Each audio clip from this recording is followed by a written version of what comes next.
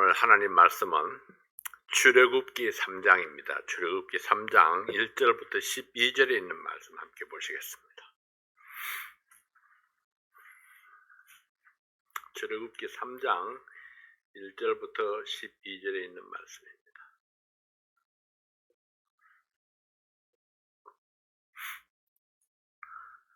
출애굽기 3장 1절부터 12절 말씀 한 절씩 교독하겠습니다. 모세가 그 장인 미디안 제사장 이드로의 양무리를 치더니 그 무리를 광야 서편으로 인도하여 하나님의 산 호렙에 이르매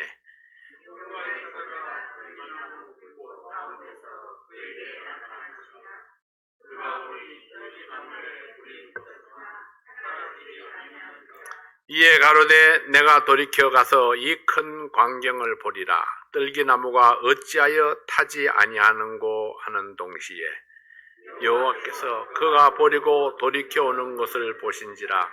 하나님이 뜰기나무 가운데서 그를 불러 가르사대 모세야 모세야 하시매 그가 가로되 내가 여기 있나이다. 하나님이 가르사대 이리로 가까이 하지 말라. 너의 선 곳은 거룩한 땅이니 내 발에서 신을 벗어라. 또 이르시되 나는 내 조상의 하나님이니 아브라함의 하나님, 이삭의 하나님, 야곱의 하나님이니라. 모세가 하나님 뵈옵기를 두려워하여 얼굴을 가려우매 여호와께서 가라사대 내가 애굽에 있는 내 백성의 고통을 정령히 보고 그들이 그 간역자로 인하여 부르짖음을 듣고 그 우고를 알고 내가 내려와서 그들을 애굽인의 손에서 건져내고 그들을 그 땅에서 인도하여 아름답고 광대한 땅, 젖과 꿀이 흐르는 땅, 곧 가나안 족속, 헷 족속, 아모리 족속, 버리스 족속, 히위 족속, 여부스 족속의 지방에 이르려 하노라. 이제 이스라엘 자손의 부르짖음이 내게 달하고 애굽 사람이 그들을 괴롭게 하는 학대도 내가 보았으니 이제 내가 너를 바로에게 보내어 너로 내 백성 이스라엘 자손을 애굽에서 인도하여 내게 하리라. 모세가 하나님께 고하되 내가 누구간데 바로에게 가며 이스라엘 자손을 애굽에서 인도하여 내리이까. 하나님이 가라사대 내가 정녕 너와 함께 있으리라. 내가 백성을 애굽에서 인도하여 낸 후에 너희가 이 산에서 하나님을 숨기리니 이것이 내가 너를 보낸 증거니라. 아멘. 아버지 하나님 감사합니다. 오늘 이 말씀을 통해서 하나님의 놀라우신 부르심에 관해서 함께 말씀을 나누고자 합니다. 성령께서 이 시간 함께 하셔서 이 말씀을 축복하시고 또 우리가 이 말씀을 잘 깨닫게 도와주시고 또 말씀 앞에 순복하는 저희들 되게 도와주시옵소서. 예수님 이름으로 기도하옵나이다. 아멘. 오늘 말씀의 제목은 소명받은 일꾼입니다. 소명받은 일꾼.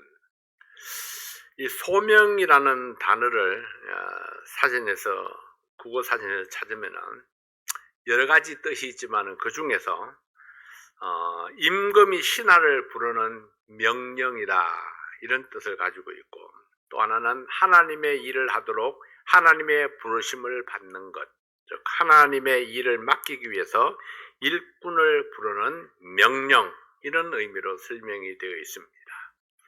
오늘 하나님의 소명이라는 제목을 보면은 하나님의 일을 위해서 일꾼을 부르시는 하나님의 명령이라고 할 수 있습니다.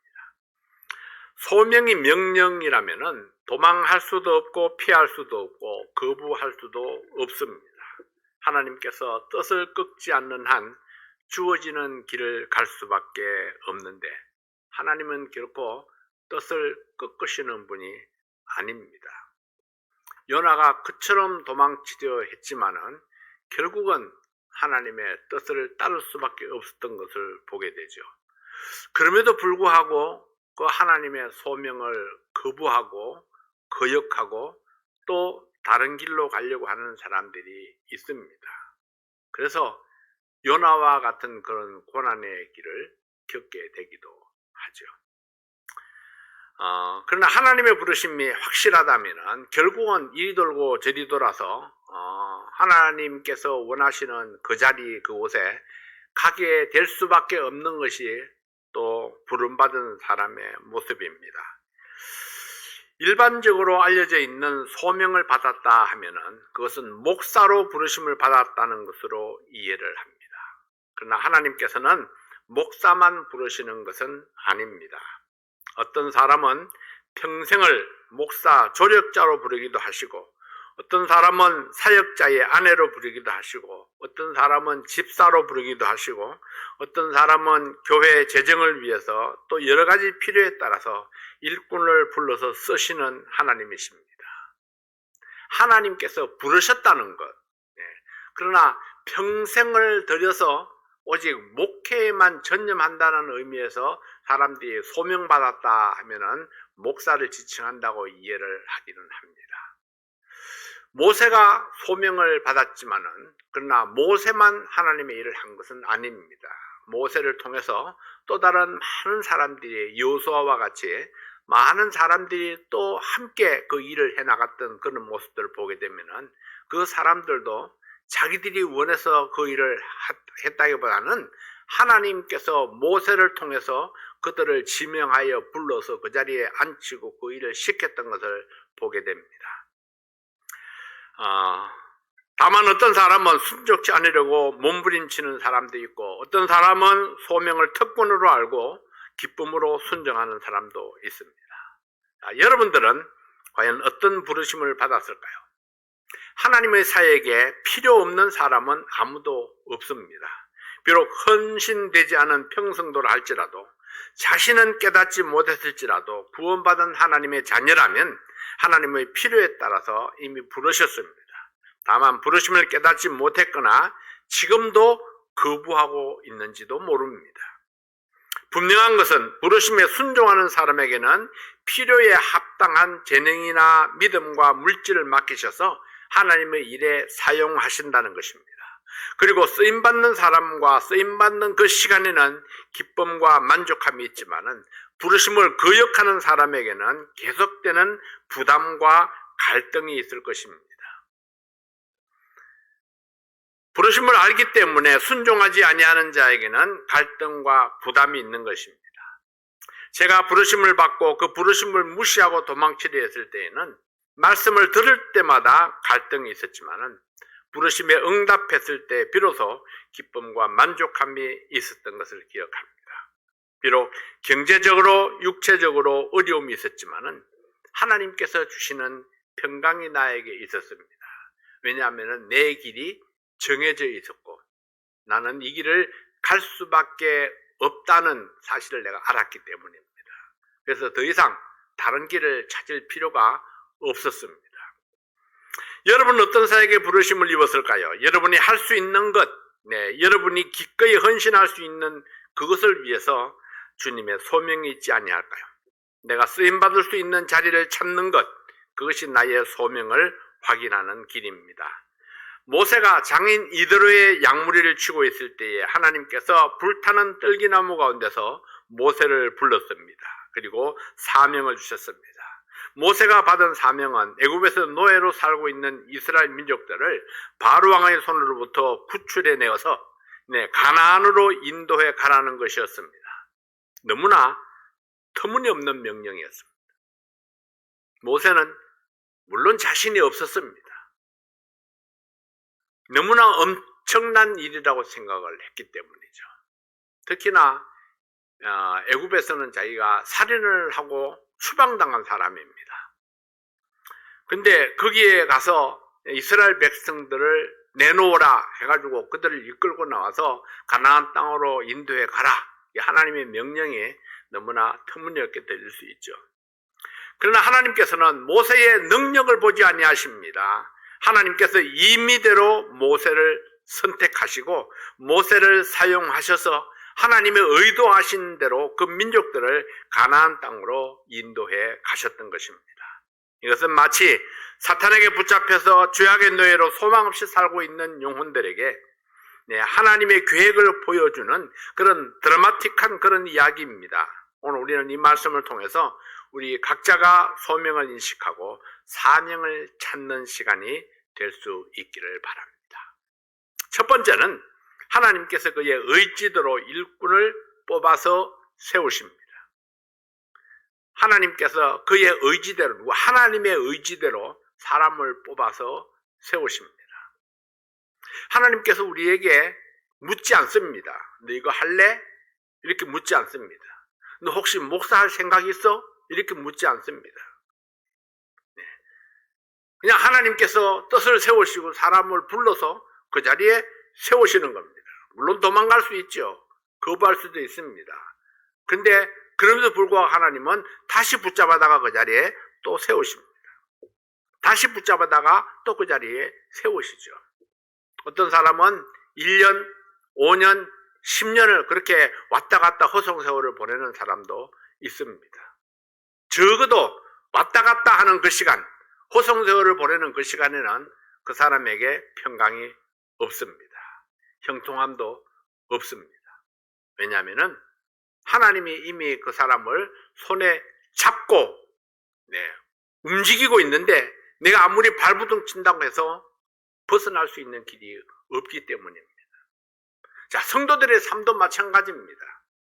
성도들의 삶도 하나님께서 어떤 사람을 어떤 자리에 앉히기로 작정을 하셨으면요, 내가 몸부림친다고 해서 도망갈 수 있는 것이 아닙니다.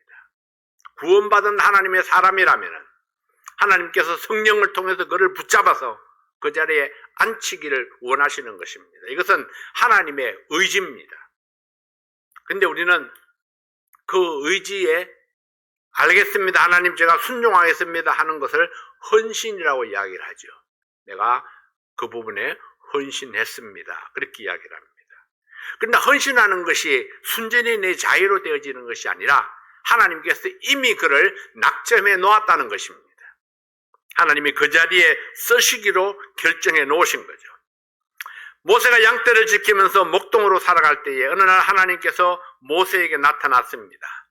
불이 붙은 뜰기나무를 보면서 신비의 현장에 가까이 갔을 때에 하나님께서 모세를 불렀습니다. 출애굽기 3장 2절부터 4절에 있는 말씀에 보면은 여호와의 사자가 뜰기나무 불꽃 가운데서 그에게 나타나시니라. 그가 보니 뜰기나무에 불이 붙었으나 사라지지 아니하는지라. 이에 가로되 내가 돌이켜 가서 이 큰 광경을 보리라. 뜰기나무가 어찌하여 타지 아니하는고 하는 동시에 여호와께서 그가 보려고 돌이켜 오는 것을 보신지라. 하나님이 뜰기나무 가운데서 그를 불러 가라사대 모세야 모세야 하시매 그가 가로되 내가 여기 있나이다. 자, 뜰기나무에 불이 붙었는데 타지 아니한다. 이것은 신비한 모습이죠. 그것을 통해서 모세의 시선을 일단 끌었습니다. 그리고 하나님께서 모세를 부르셨습니다. 그런데 모세는 하나님이 부르실 때에 제가 여기 있나이다 바로 응답할 수 있는 믿음을 가진 자였습니다. 모세가 자기가 맡은 일을 성실하게 감당하고 있을 때에 그때 하나님이 모세에게 나타났던 것입니다. 그리고 신비한 모습으로 모세를 불러서 모세는 하나님의 부르심 앞에 순수하게 응답을 합니다. 모세야 모세야 부르실 때에 내가 여기 있나이다. 하나님께서는 특별한 경험자를 부르기도 하시고 준비된 사람을 부르기도 하시지만은 무엇보다도 자기 일에 성실한 사람을 부르십니다. 성실한 사람, 적어도 인격은 돼 있는 사람을 부른다는 거죠. 개차반으로 살고 있는 사람을 하나님이 일꾼으로 부르지는 않습니다. 하나님이 나를 불렀다 하는 것은 나의 어떤 부분이 하나님 앞에 인정되었다는 것을 나타내주고 있습니다. 인정되었다는 것은요, 온전하게 갖추어졌다는 뜻은 아닙니다. 적어도 하나님께서 가능성을 보는 것입니다. 훈련하면은 쓸만하겠구나. 그래서 하나님께서 내 마음속에 어떤 일을 하도록 이 감동을 주신다면은, 도전을 주신다면은, 내가 하나님 앞에 어떤 면에서든지 내가 훈련받으면은 준비되면 쓰임받을 수 있는 자질은 갖춰져 있구나 하는 사실을 아시고, 자부심을 가져도 좋습니다. 하나님이 나를 쓸만한 사람으로 훈련하시려고 계획하고 계시는구나. 그럴 때는 내가 하나님께 딱 맡기면은 하나님이 원하시는 작품으로 나를 훈련해 가시는 것입니다. 근데 도망치면 하나님이 훈련을 할 수가 없죠. 붙잡아 놓느라고 시간들을 자꾸 허송허송을 하는 겁니다. 모세는 어떤 사람입니까? 애굽의 궁중에서 40년이나 살았기 때문에 애굽의 문물을 다 경험했고 애굽의 학문을 다 배운 사람입니다. 하나님 보실 때 일단 기본이 되어 있습니다.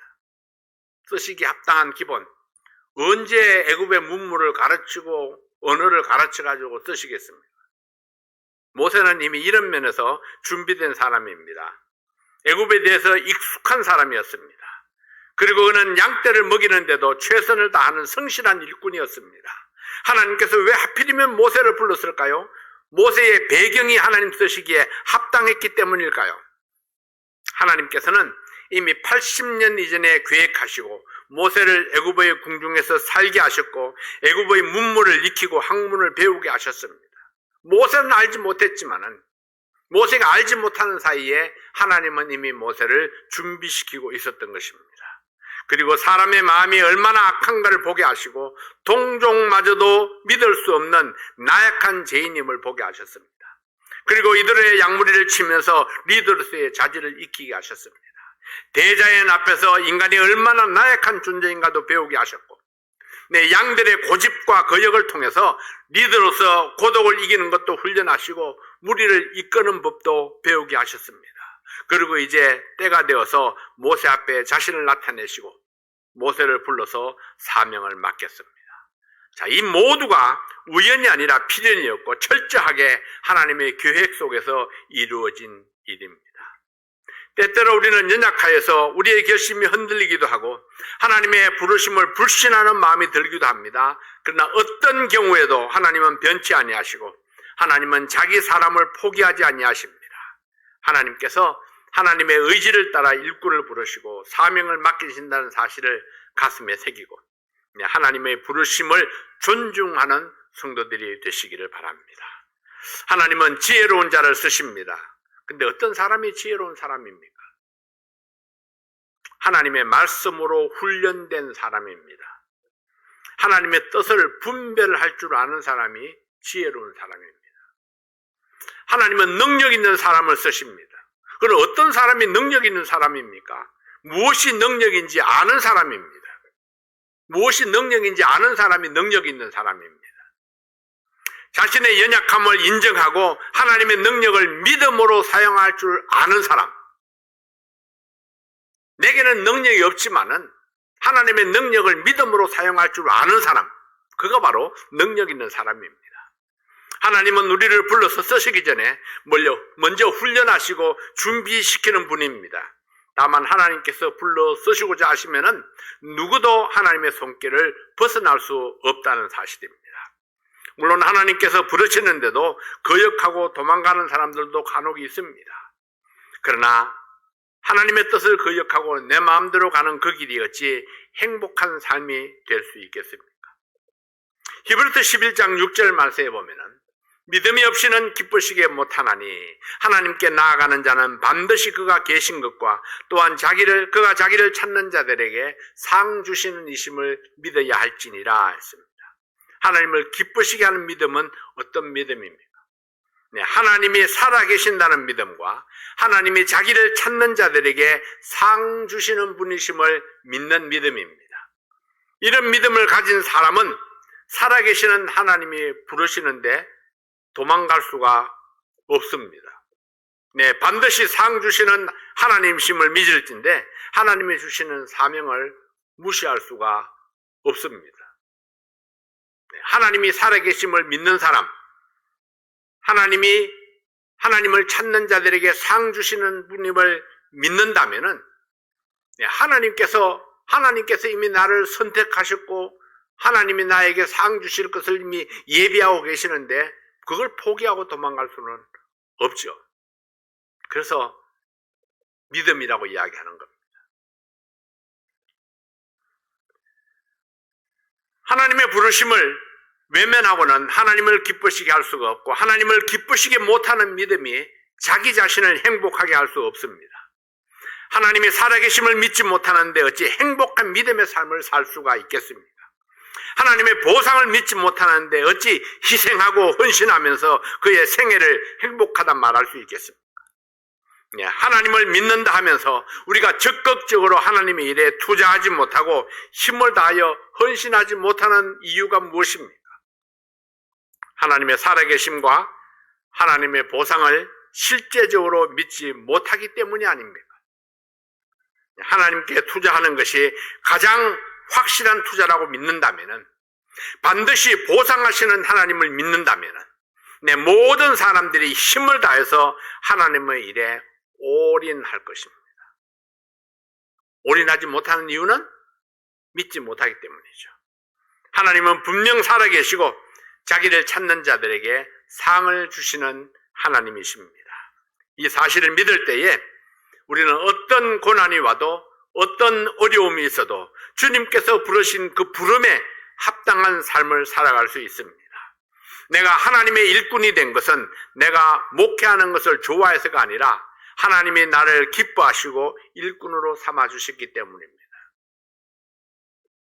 그러므로 오늘도 여러분을 섬길 수 있는 이 사실에 감사가 넘치는 것입니다.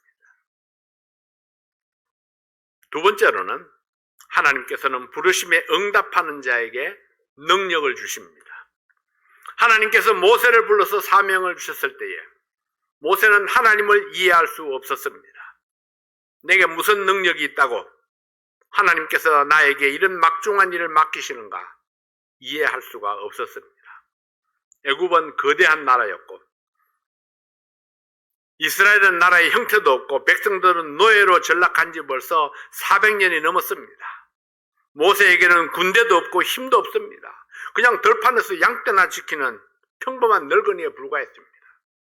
그래서 모세는 하나님께 말씀을 드립니다. 출애굽기 3장 11절에 이렇게 말씀하죠. 모세가 하나님께 고하되 내가 누구간데 바로에게 가며 이스라엘 자손을 애굽에서 인도하여 내리이까. 하나님, 내가 누구입니까? 난 아무것도 아닙니다. 힘도 없고 능력도 없습니다. 모세는 아무리 생각해도 자기는 적당한 인물이 아니었습니다. 나에게 무슨 능력이 있다고 이런 중대한 사명을 주시는가 이해할 수가 없었던 것입니다. 그러나 하나님께서는 모세에게 능력을 주시는 대신에 약속을 주셨습니다. 약속. 출애굽기 3장 12절입니다. 함께 보시겠습니다. 출애굽기 3장 12절.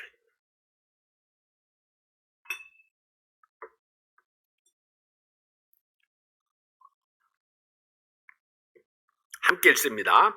하나님이 가라사대 내가 정녕 너와 함께 있으리라. 내가 백성을 애굽에서 인도하여 낸 후에 너희가 이 산에서 하나님을 섬기리니 이것이 내가 너를 보낸 증거니라. 자, 이 대화가 좀 핀트가 안 맞는 것 같죠? 모세가 내가 누구간데 바로에게 가며 이스라엘 자손을 애굽에서 인도하여 내리까 이렇게 이야기하는데 하나님께서는 하나님이 가라사대 내가 정녕 너와 함께 있으리라. 내가 백성을 인도하여 애굽에서 인도하여 낸 후에 너희가 이 산에서 하나님을 섬기리니 이것이 내가 너를 보낸 증거니라. 하나님은 난 능력이 없습니다 이러니까 내가 너와 함께 하겠다 그렇게 말씀하십니다. 내가 너와 함께 하겠다. 그리고 내가 백성을 애굽에서 인도하여 낸 후에 너희가 이 산에서 하나님을 섬기리니 이 모세가 이스라엘 백성들을 인도하여 내는 것을 너무나 당연하게 말씀하시는 겁니다. 너무나 그냥 확신 있게 말씀하시는 겁니다. 넌 틀림없이 그렇게 할 수 있어. 그리고 그렇게 할 거야. 그리고 백성들을 이끌고 이 산에 와서 하나님을 섬길 거야. 하나님 그렇게 말씀하시는 겁니다. 내가 정녕 너와 함께 있으리라. 이것이 하나님의 처방이었습니다. 모세에게 필요한 것은 어떤 특별한 능력이 아니라 살아계시는 하나님이 너와 함께 하리라 하는 그런 믿음, 하나님께서 하나님의 의지대로 일꾼을 뽑아서 세우셨다면 하나님께서 필요하신 대로 다듬고 훈련해서 쓰실 것입니다. 전능하신 하나님께서 실수하실 리가 없습니다. 하나님께서는 필요하시면은 태양을 뒤로 물러가기도 하시고 바다를 갈라서 길을 내기도 하시고 죽은 자를 다시 살리기도 하시는 분입니다. 하나님께는 능치 못함이 없습니다. 만약에 그것을 믿는다면, 하나님께는 능치 못함이 없다는 사실을 믿는다면 모세가 아무 힘이 없다 할지라도 애굽에서 이스라엘 백성들을 인도하여 낼 수 있는 것은 그 하나님이 모세와 함께 하실 것이기 때문입니다. 하나님은 아담의 필요를 따라서 하와를 만들어서 돕는 배필로 주시기도 하셨고, 한 나라를 일으키기도 하시고 한 나라를 쓰러뜨리기도 하셨습니다. 세계 만국을 세우기도 하시고 망하게도 하시는 하나님이셨습니다. 필요한 능력은 하나님께 있었습니다. 그러므로 필요한 것은 우리의 능력이 아니라 하나님이 하나님의 일을 위해서 나를 불러서 세우셨다는 확신입니다.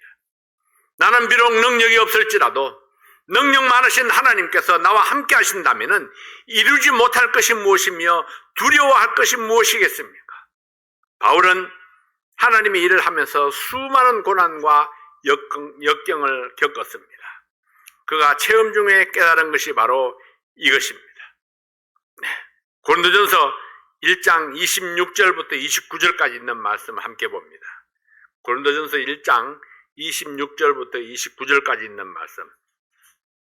한 절씩 교독합니다. 형제들아, 너희를 부르심을 보라. 육체를 따라 지혜 있는 자가 많지 아니하며 능한 자가 많지 아니하며 문볼 좋은 자가 많지 아니하도다.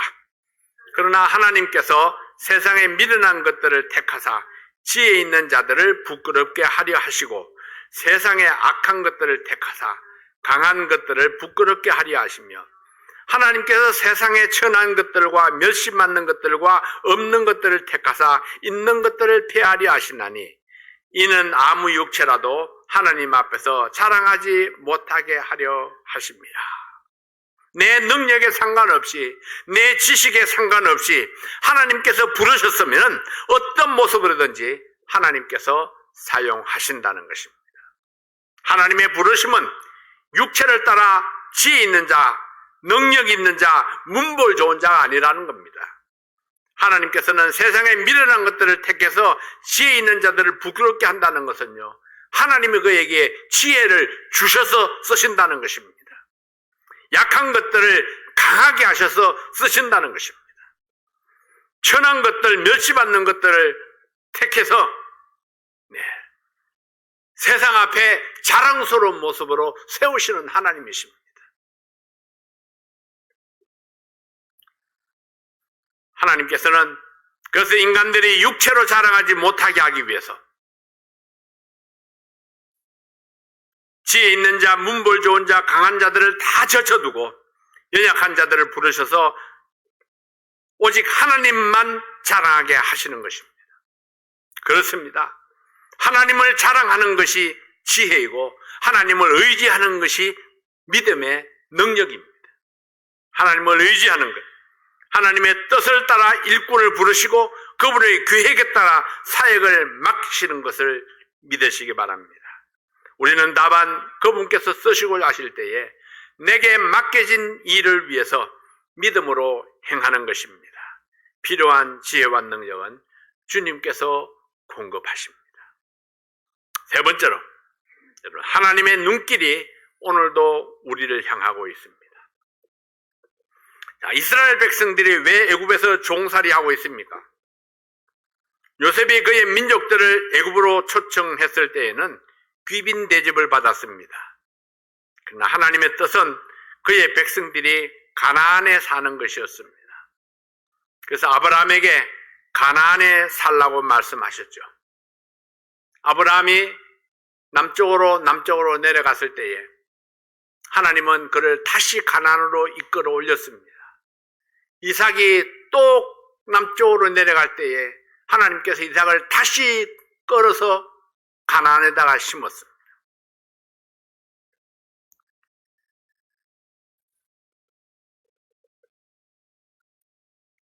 어찌하든지 하나님께서는 이스라엘 백성들이 가나안에 살기를 원했습니다. 왜냐하면 가나안이 약속의 땅이었기 때문이죠. 야곱을 통해서도 가나안으로 올라가도록 유언까지 남기게 했던 것입니다. 그러나 이 민족들은 하나님의 말씀을 무시했습니다. 세월이 가면서 하나님의 말씀은 점점 잊혀져 갔습니다. 하나님을 섬기지 아니했습니다. 하나님의 경고, 하나님의 말씀이 아무런 영향력을 발휘하지 못했습니다. 그러나 하나님께서는 여전히 이 민족들을 바라보고 계셨습니다. 400년 동안 이 민족들을 바라보면서 그들이 준비되기를 기다렸습니다. 갈수록 노예 생활이 힘들어지고 고통이 더 심해지자 드디어 이 민족들이 하나님을 찾고 부르짖기 시작했습니다. 그래서 하나님께서는 준비하고 계셨던 프로젝트를 가동하기로 한 것입니다. 출애굽기 3장 7절 말씀에 여호와께서 가라사대 내가 애굽에 있는 내 백성의 고통을 정령히 보고 그들이 그 간역자로 인하여 부르짖음을 듣고 그 우고를 알고 8절입니다. 내가 내려와서 그들을 애굽인의 손에서 건져내고 그들을 그 땅에서 인도하여 아름답고 광대한 땅, 젖과 꿀이 흐르는 땅, 곧 가나안 족속, 헷 족속, 아모리 족속, 브리스 족속, 히비 족속, 여부스 족속의 지방에 이르려 하노라. 이제 이스라엘 자손의 부르짖음이 내게 달하고 애굽 사람이 그들을 괴롭게 하는 학대도 내가 보았으니 이제 내가 너를 바로에게 보내어 너로 내 백성 이스라엘 자손을 애굽에서 인도하여 내게 하리라. 하나님께서 이 민족들의 고통을 보았습니다. 그들의 부르짖는 기도 소리를 들었습니다. 그래서 하나님께서 그들을 건져내시기로 작정하셨습니다. 아, 이제 때가 되었구나. 하나님의 때가 되었습니다. 그래서 하나님께서는 준비하셨던 모세를 애굽으로 보내시는 것입니다. 하나님께서는 믿음의 조상들에게 주셨던 땅, 가나안으로 그들을 이끌어내시기로 작정하셨던 것입니다. 모세에게 애굽의 바로 왕에게로 가도록 명령했습니다. 모세는 자신이 없었지만 가지 않으려고 갖은 변명을 늘어놓지만 그러나 하나님께서는 결국 모세를 애굽으로 보내십니다. 왜 이런 일이 일어났습니까? 하나님께서 그의 백성들을 보았기 때문입니다. 그들의 고통을 보았고 그들의 필요를 알았기 때문입니다. 그리고 하나님은 그의 백성들을 긍휼히 여기셨고 사랑하셨습니다. 내 백성을 위해서 그동안 계획하고 준비했던 이 모세 프로젝트를 실행하고자 했습니다.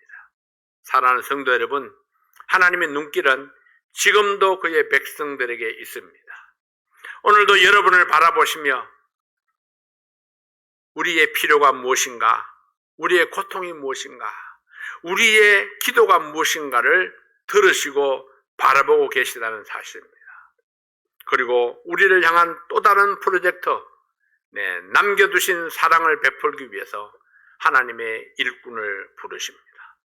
하나님께 붙잡힌 바 되고 하나님의 부르심에 응답해서 평생을 오직 하나님의 일에만 드린 사역자가 있습니다. 목회를 위해서 평생을 드린 자들은 특별한 존재가 아닙니다. 여러분과 같은 필요가 있는 같은 사람이지만은 다만 세상에서 누릴 수 있는 모든 것들을 포기했고 하나님께서 부르셨기 때문에 응답할 수밖에 없었고 그래서 기왕에 응답해야 하는 것 기쁨으로 기꺼이 가고자 했습니다. 그러나 여러분, 하나님께서 목사만 부른 것이 아닙니다. 모세를 통해서 또 다른 일꾼들을 세운 것처럼 목사를 통해서 어떤 분은 또 다른 일꾼들을 세우게 하셨습니다. 그래서 어떤 분은 집사로, 어떤 분은 찬양으로, 어떤 분은 교사로, 다만 생활을 위한 직장을 가지고 하나님의 일을 하도록 부름받은 일꾼들이 있습니다. 왜 이곳에서 하나님의 사람들을 불렀을까요? 무엇을 위해서 누구를 위해서일까요? 여러분, 이 하나님의 교회를 위해서입니다. 이 지역사회를 위해서입니다. 모든 성도가 힘을 합해서 하나님의 뜻을 이루어 가기를 원하셨습니다. 하나님이 부르신 어떤 한 사람을 통해서가 아니라 하나님이 부르신 그 사람을 통해서 또 다른 사람들을 부르시고, 그리고 부름받은 모든 사람들이 힘을 합하고 뜻을 합해서 하나님께서 맡겨주신 남은 사역을 이루어 가기를 원하시는 것입니다. 우리에게 남은 사역은 땅끝까지 이르러 복음이 전파되는 것입니다. 네. 예루살렘으로부터 시작해서, 아니 내가 살고 있는 이 타운으로부터 시작해서 땅끝까지 이르러 복음이 전파되는 것. 그러기 위해서는 내가 먼저 믿음 안에 강하게 서야 합니다. 그리고 하나님의 부르심에 긍정적이고 적극적으로 응답하는 믿음의 사람들이 있어야 합니다. 믿음으로 일하고 기쁨으로 헌신함으로 하나님의 뜻에 합당한 그런 일꾼들, 그런 일꾼들이 많은 교회가 하나님 앞에 쓰임받는 아름다운 교회입니다. 우리 교회가 바로 그런 교회가 되기를 원하고, 또 그런 성도들이 많이 일어나는 교회가 될 수 있기를 원합니다. 기도하겠습니다. 아버지 하나님 감사합니다. 우리 사랑하는 성도들을 하나님께서 축복하셔서 이 교회의 일원이 되게 하시고, 함께 마음을 모아서 하나님이 부르신 그 사명을 위해서 힘써 일하게 하시니 감사합니다.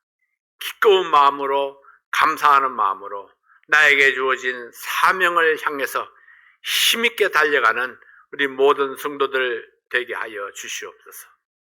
사랑하는 성도들 어디에 있든지 하나님께서 그들을 지키시고 보호하시고, 하나님이 오늘도 그들을 세세하게 살피고 계신다는 사실, 우리의 기도를 들으시고 계신다는 사실, 반드시 응답하신다는 사실을 믿음으로 바라보게 도와주시옵소서.